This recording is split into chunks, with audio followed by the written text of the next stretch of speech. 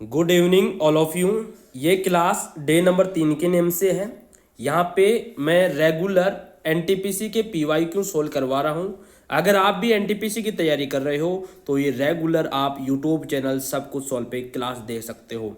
अगर आपको कोई भी प्रॉब्लम होते हैं इन क्वेश्चनों में तो आप मेरे इंस्टाग्राम अकाउंट जिसका नेम है SSC CGL लवर 3, जिस पे लगभग 60,000 फॉलोअर्स कंप्लीट हो चुके हैं, इस पे मैसेज करके आप मेरे से डिस्कस कर सकते हो। इसके अलावा आप कमेंट में भी बता सकते हो अगर आपको कोई प्रॉब्लम है तो। आज जो अपन कराएंगे वो क्वेश्चन नंबर 31 से क्वेश्चन नंबर 40 तक, यानी 10 क्वेश्चन आपको इस वीडियो में कवर कराएंगे। वीडियो डे नंबर 1 और डे नंबर 2 से मैं कंप्लीट कर चुका हूं और रेगुलर ये क्लास आपको इसी यूट्यूब चैनल पे मिलेगी। इससे पहले मैं आपसे रिक्वेस्ट करूंगा कि अभी तक अगर आपने इस चैनल को सब्सक्राइब नहीं किया तो इसको सब्सक्राइब करें, वीडियो को लाइक शेयर तो जरूर करें। आज सबसे पहले मैं लास्ट क्लास में आपको होमवर्क के रूप में एक क्वेश्चन दिया था, उसको सोल्व कराऊंगा, जो क्वेश्चन नंबर 23 के नाम से है। तो सबसे पहले आप वो क्वेश्चन देखिएगा। क्वेश्चन बोल रहा है कि 25 छात्रों के समूह द्वारा औसत अंक 36 है। तो टोटल ज्ञात करने के लिए अपन क्या करते हैं, औसत को नंबर से गुना कर देते हैं। 25 यानी सदस्य हैं, नंबर है, और औसत आपका 36 है, तो टोटल कितना आया, 900 आपका आया।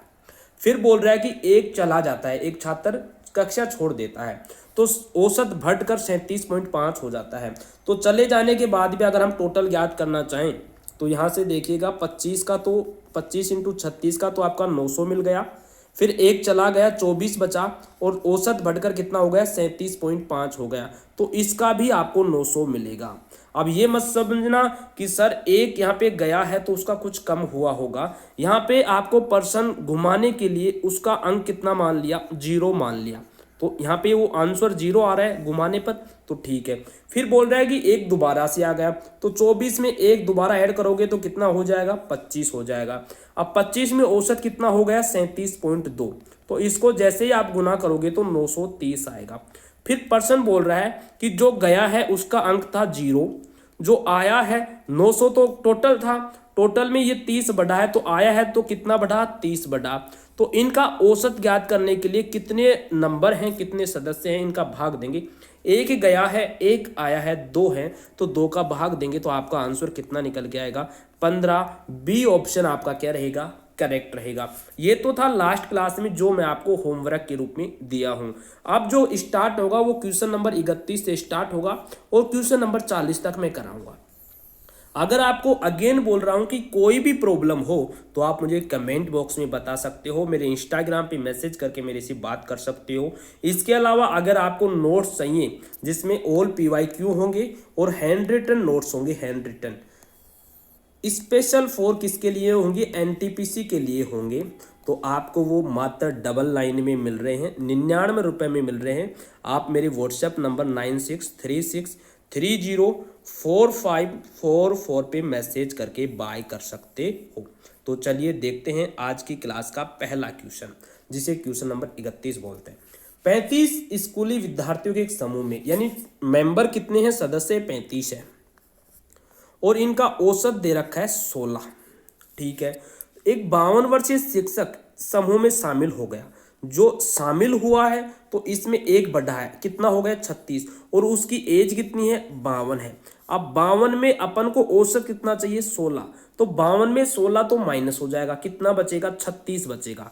तो 36 ये बराबर हिस्सों में बटेगा 36 लोगों के, तो एक के कितने हिस्से में आएगा, एक आएगा। तो औसत पहले 16 था, एक बढ़ के अब कितना हो गया, 17 हो गया। ये इसका क्या है, करेक्ट ऑप्शन डी है।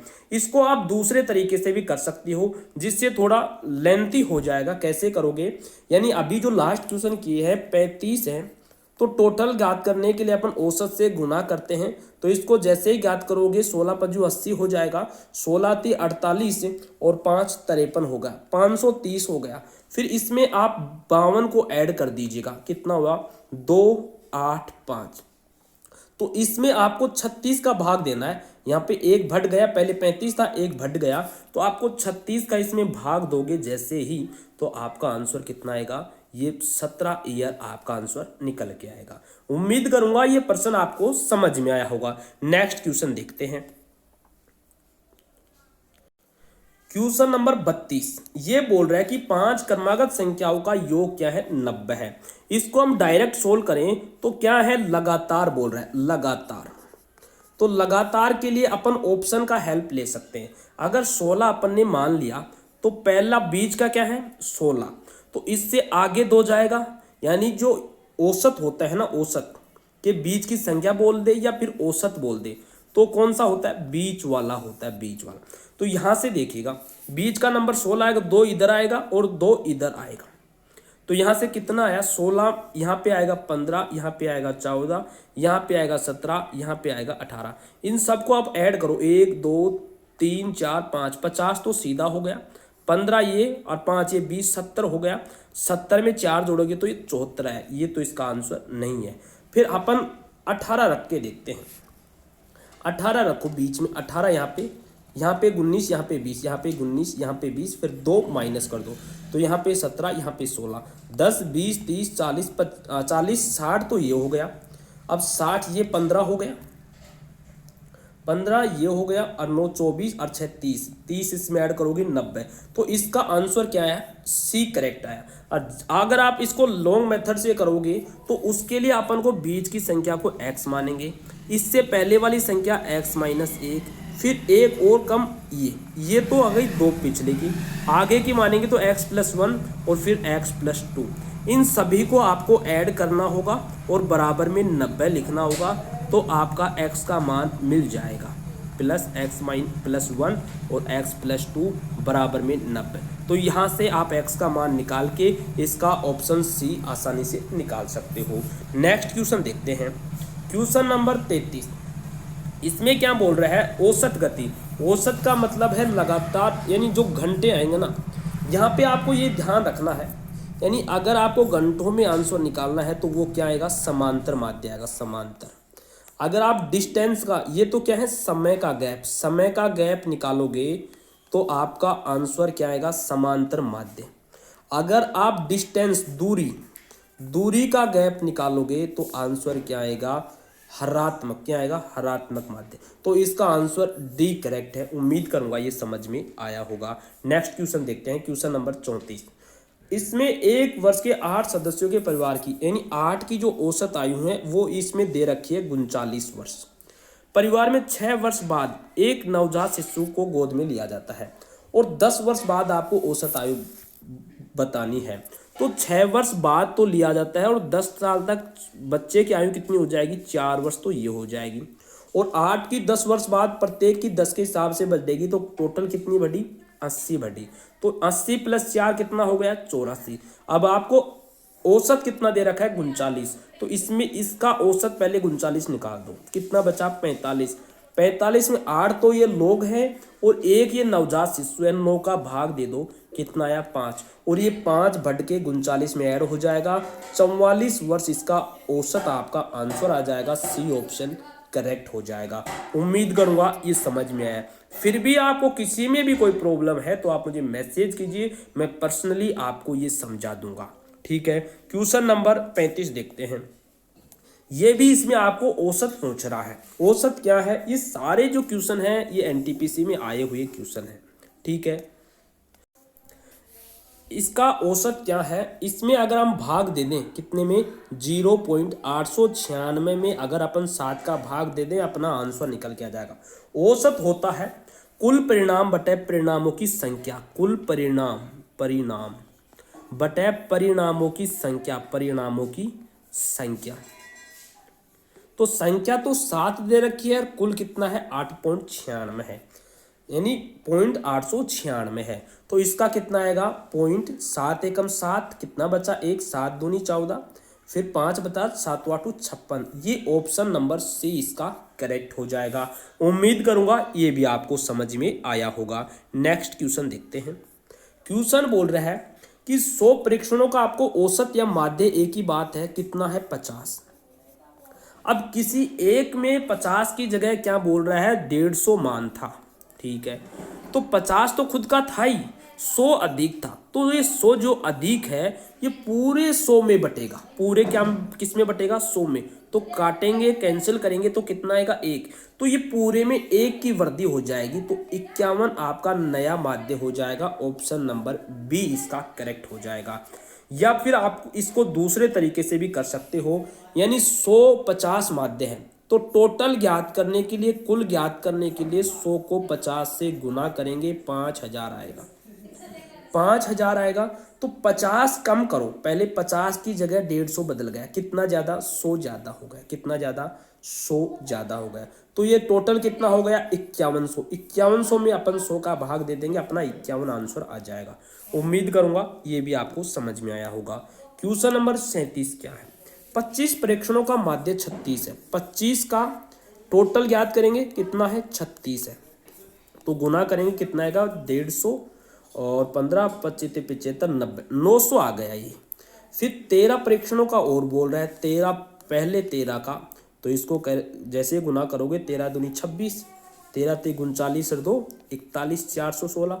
फिर लास्ट 13 का बोल रहा है, फिर 40 से गुना करो, 13 चौक 52, 520।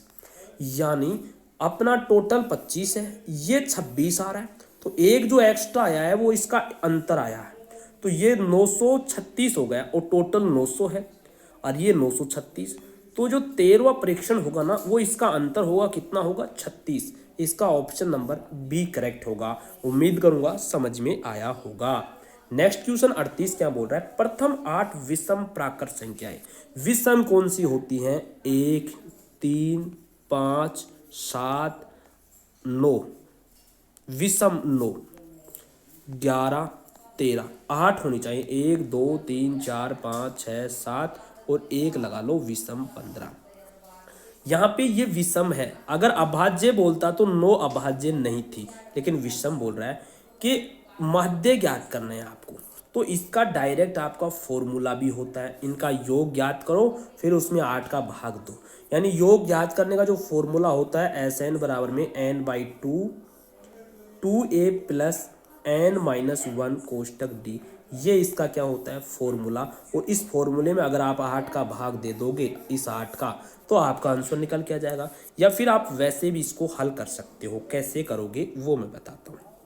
यहाँ से देखिएगा भाई, यहाँ से अपन देखते हैं, पहली संख्या 1 है, फिर 3 है, फिर 5 है, फिर 7 है, फिर 9 11 13 15। अब अपने हिसाब से कोई सा भी एक इसमें मान लीजिए। मैं मान लीजिए इसको मान देता हूँ 4, इधर 9 को मान लेता हूँ। 9 क्या है? इसका औसत है या माध्य है। तो 9 कितने? 8। 1 9 से कितने कम है? -8 कम है। ठीक है, ये कितने कम है? -6 कम, ये -4 कम, ये -2 कम, ये कितना ज़्यादा है? +2। ये कितना ज़्यादा है? +4। ये कितना ज़्यादा है? +6। 15 6 ज़्यादा ना, तो 6 से 6 कैंसिल, 2 से 2 कैंसिल, 4 से 4 कैंसिल, कितना बचा? 8। और टोटल कितना है? 8। 8 में 8 का भाग दो, -1 कम कर दो, इसमें से आपका 8 आंसर निकल के आ जाएगा। उम्मीद करूंगा ये समझ में आया होगा। नेक्स्ट क्वेश्चन देखते हैं। ये क्वेश्चन, सारे क्वेश्चन कौन से हैं? ये औसत के क्वेश्चन हैं जो NTPC एग्जाम में आए हुए थे, NTPC 2021 में। ठीक है, तो यहाँ से देखिएगा क्वेश्चन नंबर 39।